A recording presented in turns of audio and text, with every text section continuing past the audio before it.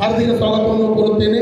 ಹಳ್ಳಿಯಲ್ಲಿ ಶಿಕ್ಷಕರಾಗಿ ಇಂಗ್ಲೀಷ್ನಲ್ಲಿ MA ಮಾಡಿ ತಮ್ಮ ಅನೇಕ ಗುರುಗಳ ಆಶೀರ್ವಾದದೊಂದಿಗೆ ಉತ್ತಮವಾದ ಇಂಗ್ಲೀಷ್ ಕವಿಯಾಗಿದ್ದಾರೆ. ನಾನು ಈ ಪುಸ್ತಕ ನೋಡಿದ ಮೇಲೆ ನನಗೆ ಸ್ವಂತ ಇಂಗ್ಲೀಷ್ ಕವಿತೆ ಅಷ್ಟು ಅಧ್ಯಯನ ಇಲ್ಲ. ನಾನು ಇಬ್ಬರಿಗೆ ಈ ಪುಸ್ತಕದ ಬಗ್ಗೆ ಪರಿಚಯ ಕೇಳಿದೆ. ಇಬ್ಬರು ಅದರಲ್ಲಿ ಒಬ್ಬರು ಇವತ್ತು ಈ ಕೃತಿಯನ್ನು ಕುರಿತು ಪರಿಚಯ ನೀಡ್ತಾರೆ.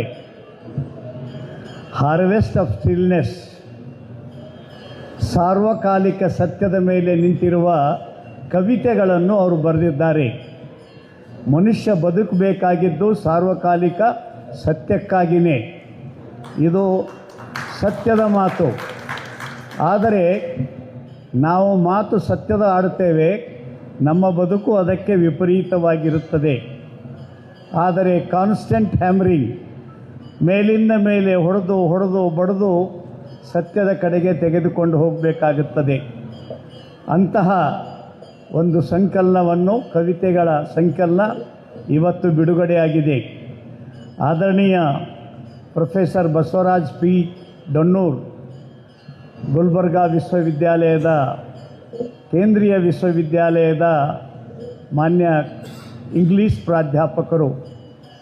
ಅವರು ಒಳ್ಳೆಯ ವಿಮರ್ಶಕರು, ಒಳ್ಳೆಯ ಲೇಖಕರು ಮತ್ತು ಒಳ್ಳೆಯ ಉಪನ್ಯಾಸಕರು.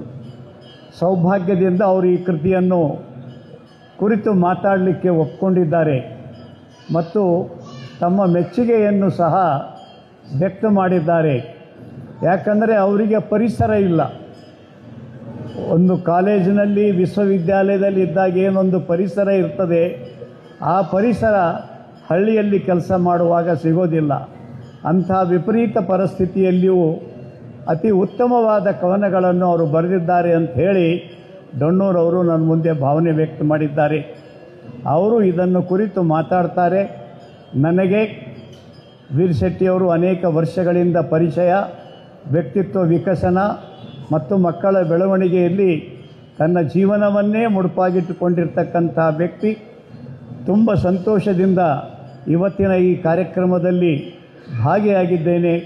ಮುಂದಿನ ದಿನಗಳಲ್ಲಿ ಅವರ ಈ ಇಂಗ್ಲೀಷ್ ಕೃತಿಗಳು ಕನ್ನಡದಲ್ಲಿಯೂ ಅನುವಾದವಾಗಿ ಎಲ್ಲರಿಗೆ ಅನುಕೂಲವಾಗುವ ರೀತಿಯಲ್ಲಿ ಬೆಳೆದು ಬಂದಲ್ಲಿ ಇನ್ನೂ ಹೆಚ್ಚಿನ ಸಂತೋಷ ಅಂತ ಹೇಳಿ